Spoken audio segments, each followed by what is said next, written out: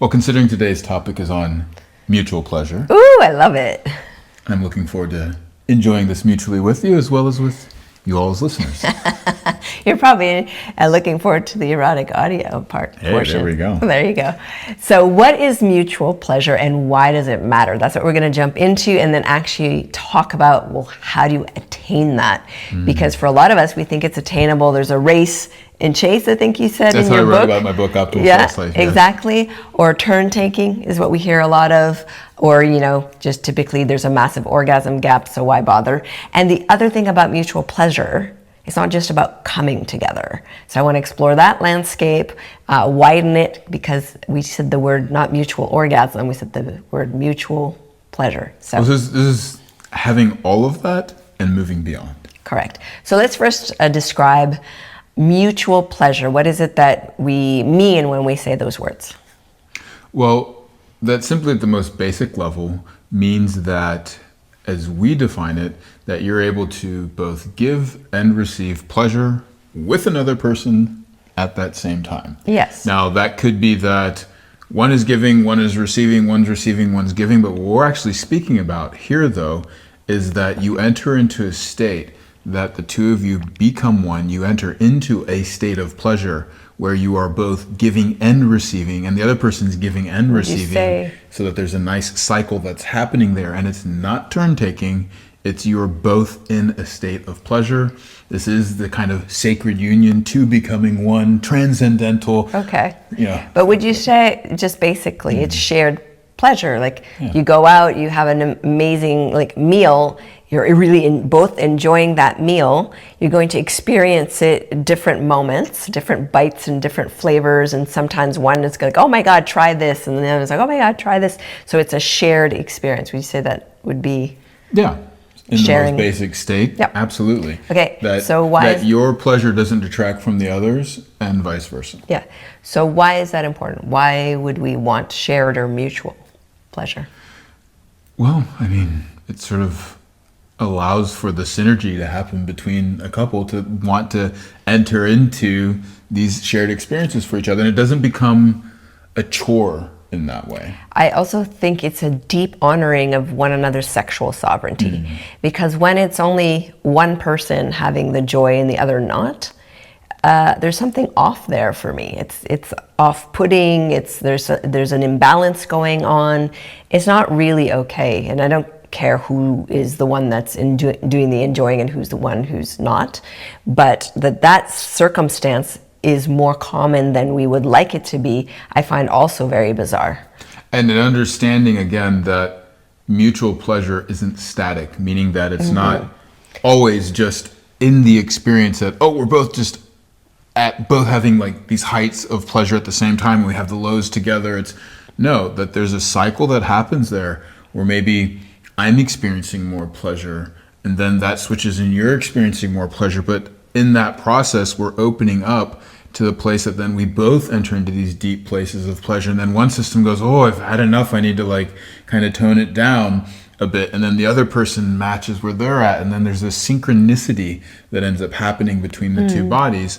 And so there's a progression as you dive deeper and deeper into mutual pleasure. And there's times, as it's dynamic, as I said, where that focus can shift. There's a flexibility that's there that isn't in the conversation when you think of it as, no, we either are both having pleasure at the exact same time, or our best option is one or the other. I kind of want to challenge you a bit. Go ahead. I don't really like the definition of, suddenly one's having more pleasure than the other and then one needs to stop and slow down. I think that very languaging is the reason we have these issues with pleasure. Instead of understanding, I'd like to see how this works. What if we're just entering a sensorial experience? Some of the sensations happen to be more refined or subtle, or the volume is a little bit lower. And some are really big where they're shouting, but it's all part of the landscape, and we enjoy the tiny little wildflowers here, and then the big boisterous bush over there and like the waterfall and then the quiet creek. So I'm just wondering if we could language things slightly differently where we're not in this contest of I'm having more pleasure or I had a bigger pleasure and you're having less pleasure and now I need to be concerned because you're I love that you bring this up, because there's another way that we could look at this as if you're in your own body and you're doing a run and your legs are just absolutely loving the run, but you start to get a stomach cramp. Yeah. Well, it's not that then your legs really slow down and go, okay, well, I can't enjoy this, but they will adapt the run in a way that then you can stretch your arms and breathe into the cramp, relieve it, knowing that then the legs are going to even enjoy more pleasure as the whole system works together. Well, as you enter into a state of mutual pleasure, and as you start to actually feel your bodies becoming one, I may, for instance, notice, oh, wow, this is really great. I could actually move in a way that would actually create it to feel even better for myself. And as I do that, I go, oh, wait, you're actually getting a little bit of a cramp here, or, something's not quite right for you. Well, as opposed to then just stopping my pleasure, which is not what I wanted to infer from the first place, and I love that you bring this up because it could be interpreted that way, is instead I adapt and actually create a change to then bring awareness and open up that part of you, so that way then whatever it might have been that's holding you back or even holding myself back starts to transform. And then both of us can go into that state, which would have been even better than if I just plunged away in it to myself and had you bear your way through it. And it would definitely be better than if I just stopped myself. Yes. This is about evolving, moving forward, adapting, transforming, creating a change, as opposed to just going, oh, okay, well, I'm going to hold myself back. It reminds me a little bit when I was first learning salsa. And when you first learn anything, whether it's a dance or a sport or an art or anything, even a science, you're a little bit awkward in it. Yes. And then you get obsessed with the basics. Like with salsa, it's like 1, 2, 3, 1, 2, 3. You're just like, you can't even do 1, 2, 3, pause, 5, 6, 7, pause. Like you're just on the 1, 2, 3, 1, 2, 3. So then things can kind of get mechanical. And then if someone's like not doing it right, you get frustrated, you lose your count, you lose your step, there's an awkwardness that can happen sexually if maybe you're not that experienced, or the experiences you had are limited, or the experiences you had are consistently like the same weird little repeated pattern. Well, what does the teacher always tell you when that happens? I don't know. Feel the music. There you go. So, but what I was wanting to say is there's also a moment in learning dance or sport or anything where you really just feel into what's emerging. Yes. And sometimes what's emerging is this kind of very subtle, slow movement into like something fast and intense. And there's a funness of the unexpected and a funness of following the two bodies that are co-creating an experience. And so as we're discussing like how common is this, I want to talk about how common it is to not have mutual, like what that looks like, but also in the what we can do about it. I really feel it's the difference between the typical friction sex that we see in movies and porn, and then the elegance of the suction sex experience, and what the freedom that comes from when people understand even the most simple basics and how quickly those basics become more masterful. Well, then I guess I would redefine then mutual pleasure is it's the discovery and experience of how two bodies are meant to complement one another into greater states of pleasure. See? I knew I would be more turned on if we discussed this a bit more. Bravo, I love it. So what does it look like though commonly? Why is mutual pleasure so not common in the first place? I mentioned friction sex. Why else do you think that is? Well, I mean, the teachings that we typically run into are women receive pleasure this way, men receive pleasure that way. And we've found that you could easily forget the word women and men and just go, a receiver, person on the receiving side of penetration gets pleasure this way, and a person on the giving side of pleasure gets pleasure that way. Especially when we've coached gay couples, Yes. and we have, a couple that's like, I'm a bottom, I'm a top, this is how I get pleasure, this is how I give pleasure. Yeah. And those two will have the exact same problems, whether it is a lesbian couple, whether it is a homosexual couple, whether it is a straight couple, specifically when it comes to the act of penetration. And so then you get into the same of, well, no, penetration is just for the giver.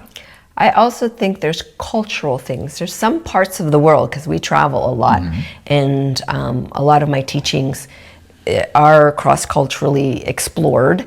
And so in some cultures, it's so shameful even for a woman to say the word vulva in her own language, that pleasure is strictly for the man. These things still exist. We are now in 2025, at the end of 2025, and that still exists, this idea that sex is for the man, pleasure is for the man. I mean, there's even surgeries that are done, not always so surgically, but genital mutilation, the clitorectomies, to no, you're not to be having pleasure. Yeah, to control that. So there are, I just want to say that culturally, how we are raised often, because I remember being in the Caribbean, and this blew my brain, and the women were complaining about the laziness of the men.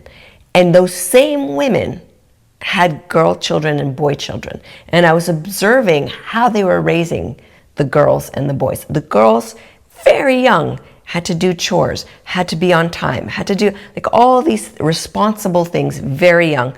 The little boys, nothing. Literally just play, be free, be naughty, there's no punishment. And so then they wonder why the girls are raised to be super hardworking, and the ones who take care of the families, and who cook and who clean and who earn, and and then the boys are just spending that money drinking and making babies, but really nothing else. I'm not saying this is everywhere, but this particular island that I lived on for a little while, this was the pattern and this was the complaint. And I said to the women, which didn't land very well because I was the only white chick amongst all these beautiful Caribbean women, and I said, well, that's how you're raising your boys. I see it right here, right now. It's happening. And they didn't get mad, but they definitely got silent, and they weren't necessarily appreciative of that mirror in that moment.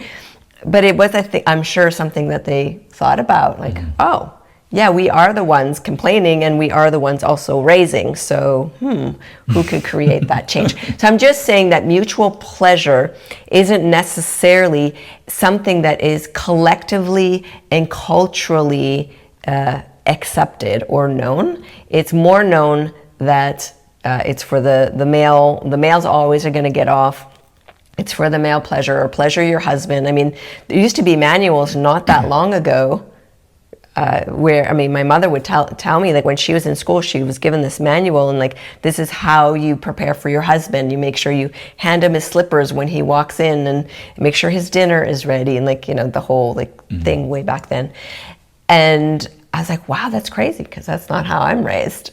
But there are parts of the world where that's still in place. So, well, I would also like to say before we move on that there's a body mechanics aspect, though, that gets in the way of mutual pleasure. And that is typically that the receiver is passive. Yes. And that the giver just knows everything and is the only one that's active. And so what ends up happening is that... This is so important, those 2 points. Very important, because the typical advice to a person on the receiving side, and culture a lot of times it's the woman, it's that, just surrender, just let go. Relax, you're too uptight. When you tell someone that's stressed to relax, that person wants to punch you in the face, and they don't want to relax. Well, and also too, it's even more confusing because you tell a woman that she's supposed to relax, but also the only way her vagina and pussy are to feel good is if she's tight. So exactly. Now you have a definite double cross there. It's really confusing. And then you have a guy that's being told, well, you need to lead, but if there's no knowledge or feeling into the other person on leading, you just kind of become a dictator. But didn't you say once you were speaking with some men and they were just really proud of coming like 6 or 7 times in a small period of time. And so in order for the male body to come to a place of ejaculation that quickly, you need a lot of fast frictional movement, I imagine. I can't imagine that it would happen with slow. Well, especially if that's how you've trained yourself to come quickly with your own hand. Yeah, exactly. So, I want to, okay, so we kind of understand that. I want to move us into, well, then what is possible? Because I think that's really important. But before we go into what's possible, there are some other limitations. And one is that we hear a lot is that penetrative sex cannot be taught. Correct? Yes. A lot of in the research and different things, like it cannot be taught. So that's one thing, which is not true. Yeah, it's just supposed to be a natural. But that's the second thing. So you can't be taught. Yes. That's because the people who are saying that don't know how to do it, so they can't translate it and teach it. That's very true. Then the argument for that is sex is just natural, and you just should do it naturally. You shouldn't have to learn all these things. Reproduction is natural. Well, yes. Though pleasure, unfortunately, a lot of times is not. Well, there's a lot of things that are natural that you can improve by learning, Completely. even just some small refinements. And then the third thing, I just wanted to look here because I wrote my notes, that needs to be ritualized. And what I mean by that is when suddenly someone, from a normal culture suddenly comes across the tantric culture or the Taoist culture or some, subculture of sexuality and kink. And so you have to ritualize the experience in a very specific way. But even within all the beautiful, explicit, complicated, elaborate rituals, there's not any instruction on the actual act of how to move together. So those 3 things I think are really in the way because first of all, people are like, you can't teach it. Okay, well then fine. Now you don't make it available except for porn, which is a horrible Well, this teacher. is like saying that music is natural or playing a sport is just natural. Now you have natural inclinations to do certain things, but at the basic level, breathing is natural too, but you could also learn to breathe there's a little so many better. different ways, or just to have different types of effects. So Yep. you need to actually learn the kind of, what are the foundations here? And once you've done that, then the magic of music or sport is then starting to apply those basic skills in coordination if you're doing it with a team or you're doing it with, just in terms of even just experimenting within yourself that then allows for instance, I think if you get classically trained in music and it always has to be a certain way to then going into more improvisation and even jazz, for instance, where you're in this co-creation in the music process. Well, this is now where we're talking about bringing the education of penetration into a place of mutual pleasure. So that way you're actually able to have it be an act that's natural. It would be like saying driving is natural, so we should never teach anyone how to drive. It would be a disaster. And so it is a disaster sexually because all we're learning is how to put a condom on the thing so we don't get pregnant or an STI. And that's kind of it. And when the female anatomy is described, even though they've made some advancements, it's still not described in a way that pleasure is taken into consideration. So most of sex ed avoids the conversation on pleasure. And I think if we could have more of that conversation, this would go in a better place. I mean, we do things that increase the likelihood of reproduction. And I mean, what could be more natural than reproduction? We're seeing it happen all the time. People have kids, yet we still will improve the conditions for that to happen. So why would we not do that with pleasure? Because in a lot of ways, pleasure, yes, should be natural, but we've trained ourselves through what we've seen, through the way that it's displayed, the way that we've been told to do. I mean, frankly, a lot of times those that have received training, I've noticed, have the hardest time learning because they're having to relearn something versus someone who's just kind of in an open, innocent state. And this, of course, needs to be done, and this is the art of teaching, which is a second level of learning, is that you can teach these things in a way that doesn't feel unnatural to the person that's learning it, but that their natural self comes through with these teachings, so that way then you don't want to get in the way of the natural intelligence, because Exactly. every single human has an erotic intelligence. So you want to activate that bedroom Precisely. IQ and increase that bedroom IQ. So this is what, 9 naughty nights we have found. We put these 9 dates together we don't want to interfere with how you really enjoy having sex, but we want to just offer, here's another little possibility that you can add to that experience and see what happens. And so I've loved the feedback and the results from that. So in the explicit side, I would like to go through some of the dates and why exactly did we choose those particular dates, how they work in the specificity of creating this mutual exploration, this mutual creation of pleasure. But before we do that, before we switch over, I really want to address something that's not being said here. And it's our collective aversion and obsession with pleasure. So we're obsessed with it in that it's the dangling carrot that's kind of put in front of all kind of like the marketing, like, oh, here's your like heavenly life over here with perfection and pleasure, but you need to suffer to get there. And it's like, and then there's this whole other thing of like, no, I can't have pleasure until I've suffered enough or I've put in enough of this, or just that pleasure in itself is like, maybe not sinful, but it's a distraction. It's something that's not useful. It's something that's not productive. Pleasure is considered a taboo. It'll lead you astray. So I want to right now make a case for pleasure, for people to understand pleasure, because when we talk sometimes to corporate groups, for example, or some more conservative groups, the word pleasure becomes really triggering in that group. So as an umbrella term, underneath that, pleasure can be a sense of ease, a sense of joy, a sense of creativity, a sense of wonderment, a sense of delight, kind of like a little bit of a surprise, but delight in what's Pain emerging. comes into your body to draw attention to something that is not working correctly, something that should be addressed.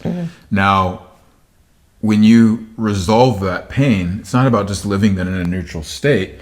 As you start to really excel at whatever it is that you're doing, the primary drive then becomes the pleasure of doing the thing that you're doing. So the more that you become healthy, it's not just about having less pain. Eventually you start to be like, this feels really good. This food that I'm eating tastes good. This exercise feels amazing. My body's feeling in a better state. This knowledge that I'm bringing is bringing a deeper intelligence. This relationship that I'm having is bringing pleasure. So imagine, because you often say this when we work with clients, that a lot of people are negatively motivated. Yes. Right? You want to get away from the pain or get away from the So bad you do stuff. something to avoid running into the bad stuff. Versus being motivated by pleasure, what could feel good. So this is a transition that we need to intentionally choose. So if you want, you can think about this for yourself.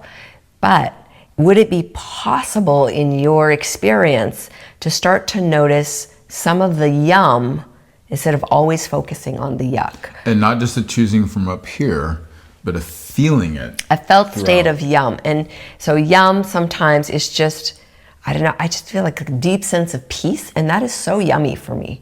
Or sometimes I feel this rush of creative spark, and that's really yummy. Or I eat your yummy stew and I'm just like in a state of ecstasy because of the flavors and the textures and the nourishment and how much energy and potency I feel after eating that. Well, this is something that I observe in partnership with you, that you're typically fluctuating between this, whoa, I'm desiring this, and then you go into this tremendous experience, and then you take the pause to like relax and integrate it into your nervous system, and then want to go further, and then so there's this sort of going back and forth of, diving into pleasure, allowing it to, and not just sexual pleasure, which is definitely there, but also too just in your work life, that you're like, whoa, here's an amazing idea that I'm so turned on to do, to bring this out into the world. You go and you do it, and you create it, and then you take a relaxation, and you bring it out to the clients. They have the experience, and then you relax and integrate rewarding. it, and then you get more insight to go, and then there's this growth there. And In fact, when you are feeling that something's off, that you're not able to relax, or that something feels Like uncomfortable, too effortful. then you go, oh, there's something off here. And When then I'm you pushing. look at the underpinnings to then realign that, to then go back to that state of relaxation and pleasure. So before we jump over, let's look at mutual pleasure, allowing pleasure to be a sign of vitality and health Yes. and well-being. And then understanding pleasure, yes, completely in terms of sensual, sexual, orgasmic pleasure, but also just a felt state of resonance where everything in my body is coherent and operating well. It's this beautiful homeostasis of aliveness. That is actually pleasure. Yes. That's the role of pleasure in the health of a human being. And so I just wanted to make that state. And so part of learning suction sex, part of being willing to learn and grow sexually in the realm of mutual sexual pleasure is to start to understand, yes, first, what is this landscape within me? And two, how can I start to bring this into, a relational dynamic? Well, I love this because now all of a sudden, a lot of the resistance that would be there around mutual, meaning it has to be at the exact same time, or pleasure that it's something extra.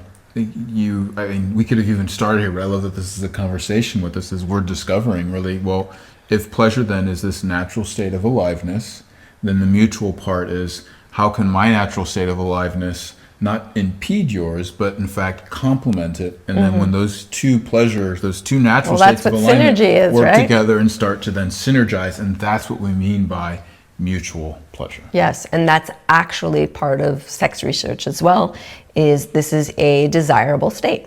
And it's part of the research that we've done. We've actually had a We've RB-approved clinical trial that shows this is possible, it can be taught and achieved, and guess what? In a way that's natural, in a way that people can start to then experiment. And easy. Precisely. Easy. This is not hard, this is easy. So I would love to jump into that. Let's share some juicy stories. If you don't know that we have a whole other portion of this podcast that is far more explicit with how-tos and graphic stories and erotic audio, then you'll want to jump in and I'm upgrade. looking forward to doing the erotic audio insert we put into practice that we talk about on this one. So you can upgrade at embodiedlove.love into the explicit membership side. To join us for the complete and explicit version of the podcast, simply upgrade your membership and gain instant access.